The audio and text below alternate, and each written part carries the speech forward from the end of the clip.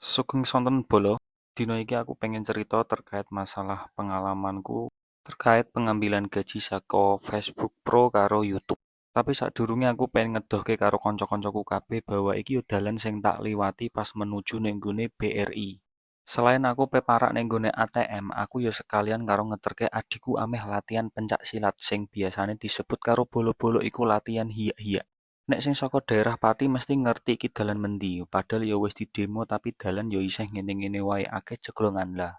Delok dhewe iki dalan sing tak liwati kaya ngene iki kondisine. Kapan Pak? Pak iki mbok aspal. Selain dalane apik, tapi nek ngene kene terbayarkan karo view pegunungane sing suwangar lah, akeh kemeluk-kemeluk kaya ngono kuwi lah. Lah iki dalane sing ajur.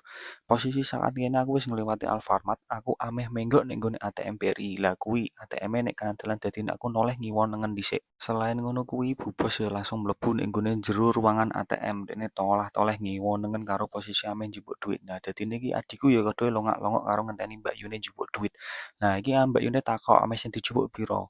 Nah, iki waktune wonge guyu karo nampa duit. Lah niki langsung njaluk jajan nek nggone Alfamart. Pokoke anggere setiap narik gajian, ya wis ngene iki aku ngenteni karo kowah-kowah wis posisi koyo ngene iki asine ya ngregenot. Tapi piyone iki adikku sing ayu-ayu dhewe padha ngenteni Mbak Yune.